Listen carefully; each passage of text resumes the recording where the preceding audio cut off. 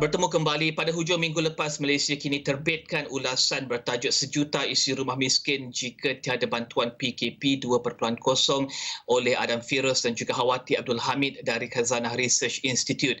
Ulasan berkenaan dedahkan sebanyak 800,000 isi rumah sangat terdedah kepada kemiskinan mutlak sekiranya berlaku kejutan ekonomi kerana tahap pendapatan yang tidak kukuh. Tambahnya, bantuan dan perlindungan terutamanya daripada kerajaan amat penting bagi melindungi penduduk Malaysia daripada hidup melarat termasuk semasa tempoh pelaksanaan PKP.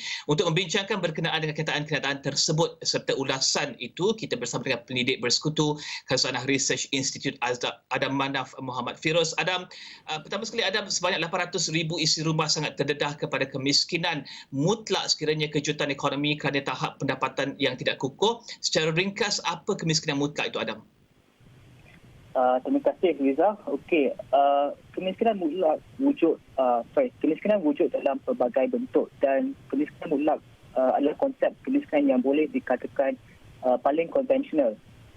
Di Malaysia sebenarnya adalah berdasarkan pendapatan garis kemiskinan atau PJK.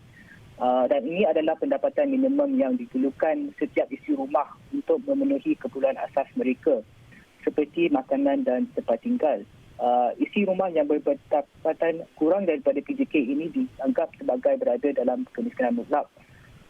Secara puratannya, nilai PJK adalah sebanyak RM2,200 dan berdasarkan statistik rasmi tahun 2019, kadar kemiskinan mutlak adalah sebanyak 5.6%, iaitu sekitar 400,000 isi rumah. Namun, terdapat ramai lagi yang tidak mampu hidup selesa pada tahun 2019 dan sangat terdedah kepada kemiskinan mutlak jika lakunya kejutan ekonomi. Ini disebabkan pendapatan mereka hanya sedikit tinggi berbanding nilai PJK. Salah satu ukuran kemiskinan yang dapat mendapatkan kerentanan isi rumah ini adalah ukuran kemiskinan relatif. Pada tahun 2000, sekitar 1.2 juta berada dalam kemiskinan relatif. Ini mereka kurang daripada pendapatan menengah isi rumah Malaysia.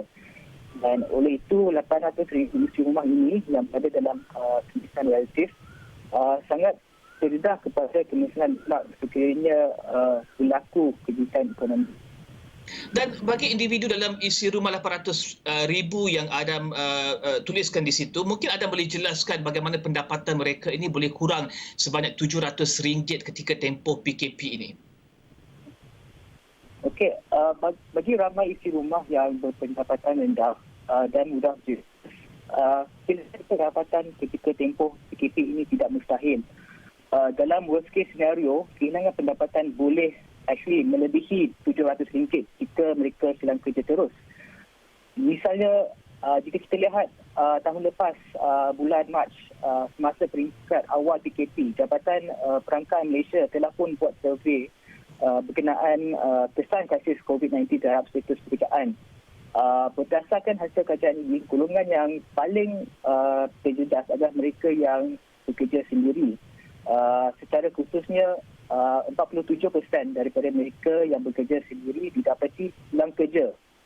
Manakala 24% lagi terpaksa mengambil cuti tanpa gaji atau separuh gaji dan kurangkan waktu bekerja. I think ini agak membimbangkan memandangkan mereka yang bekerja sendiri merangkumi sekitar 20% pekerja Malaysia.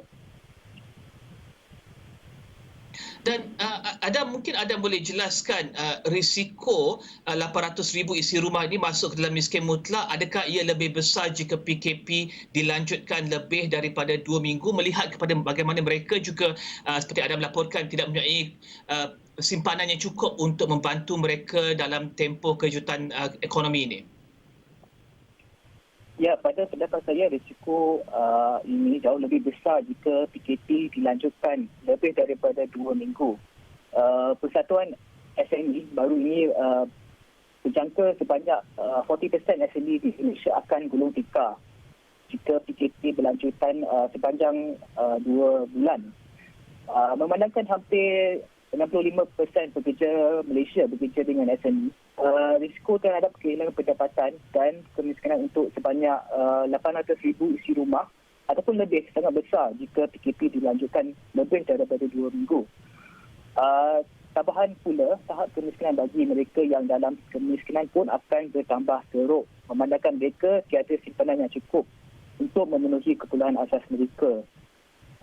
Kajian oleh Jabatan Perangkaan seperti yang saya bincangkan tadi juga menggambarkan isu ini. Misalnya sebanyak 70% responden yang bekerja sendiri hanya mempunyai simpanan yang cukup untuk kurang dari 1 bulan. Statistik yang sama bagi pekerja dari sektor swasta pula adalah sebanyak 58%. Dan memandangkan kajian ini diterbitkan bulan Mac tahun lalu dan krisis COVID-19 sudah pun lama berpanjangan, isu simpanan pada masa ini most likely jauh lebih teruk bagi saya. Dan adakah anda melihat keperluan ataupun bantuan kerajaan yang perlu ditingkatkan segera? Apa bantuan paling berkesan semasa PKP 1.0 yang harus diteruskan? Adakah moratorium, pindahan tunai dan bila seharusnya kerajaan umumkan bantuan ini jika PKP dilanjutkan lebih daripada tempoh 2 minggu ini, Adam? Okey, pada pendapat saya, memandangkan isu kemiskinan yang mendesak ini, bantuan secara pindahan tunai lah yang paling berkesan. Bagi saya, kaedah inilah yang paling fleksibel bagi setiap isu rumah dalam memenuhi keperluan asas mereka masing-masing. UNICEF setelah survey sebilangan penduduk PPR di KL mendapati bahawa skim bantuan prihatin nasional adalah bantuan yang paling membantu sepanjang tahun lepas. Oleh itu, saya sarankan supaya bantuan tunai seperti bantuan prihatin nasional haruslah diteruskan. Tetapi bagi saya program ini ataupun penggantinya iaitu bantuan prihatin rakyat perlu ditambah baiki. With that said, bantuan tunai secara sendirinya tidak cukup. Misalnya kajian UNICEF yang sama juga mendapati bahawa ramai responden lebih prefer jika bantuan yang disalurkan lebih sustainable dan agar supaya mereka tidak perlu hanya bergantung sepanjangnya pada bantuan tunai. Sebaliknya, mereka lebih prefer untuk terus simpan pekerjaan mereka. Oleh ini, bantuan lain juga diperlukan, terutamanya bantuan kepada syarikat dan majikan seperti program subsidi upah yang diintroduce last year. Program seperti ini akan mengurangkan beban untuk syarikat yang terjejas supaya mereka tidaklah perlu keluar tikar dan supaya pekerja dapatlah berpegang pada pekerjaan mereka. Last kali bagi saya, semua bantuan ini patutlah diumumkan sewaktu pengumuman pelaksanaan PKP 2.0 ini. Tapi since ini tidak menjadi, bantuan semua ini patutlah diumumkan dengan segera. Dan Adam, maaf, adakah anda melihat keperluan untuk kaji semula bantuan yang diperuntukkan dalam Belanjawan 2021 pada ketika ia dibuat kes COVID-19 agak rendah berbanding sekarang? Mungkin risiko PKP 2.0 juga tidak wujud pada ketika itu? Bagi saya, itu kita long term seluruh sistem kebajikan perlu dikaji teliti dengan semula. Tapi for now, in 2021, mesti apa yang sudah diperlukan bolehlah diteruskan, tetapi memandangkan pelaksanaan PKP sekarang ini dan kes COVID yang begitu tinggi, perlulah ada pertambahan peruntukan sedikit lebih dan juga dipercepatkan proses saluran ni. Khususnya bantuan prihatin rakyat ataupun BPR yang target B40 dan sebahagian M40. Walaupun program ini mendapati peruntukan yang antara terbesar dalam Belanjawan 2021, program BPR ini masih jauh rendah berbanding jumlah yang disalurkan tahun lepas bawah bantuan prihatin nasional dan juga bantuan tarikh hidup. Namun, seperti saya sebut tadi, pencegahan program BPR yang diperlukan sama dengan BPR dan BPR perlu ditambah baiki. Dan oleh itu, walaupun jumlah peruntukannya masih jauh rendah berbanding dengan jumlah peruntukan PPN dan PSH. Pertanyaan saya, make up the difference adalah untuk mengeluarkan dana itu ke program bantuan yang lain Antara skim yang perlu ditingkatkan peruntukannya adalah skim-skim bantuan tunai di bawah jabatan kebajikan, terutamanya yang untuk keluarga dan individu yang berada dalam kemiskinan mutlak. Ini sebab skim-skim tersebut bila diumumkan hanya dijangka untuk disalurkan kepada 400,000 penerima. Tetapi bagi saya anggaran ini terlalu rendah memandangkan pekerja kita tadi yang ulasannya sebanyak 800,000 isi rumah mungkin sudah pun jatuh miskin.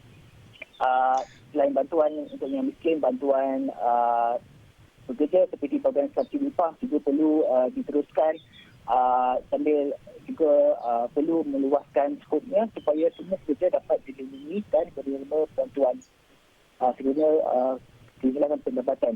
Tak seperti sekarang di mana hanya mereka yang bergaji di sektor formal di sini. Okey Adam, terima kasih Adam.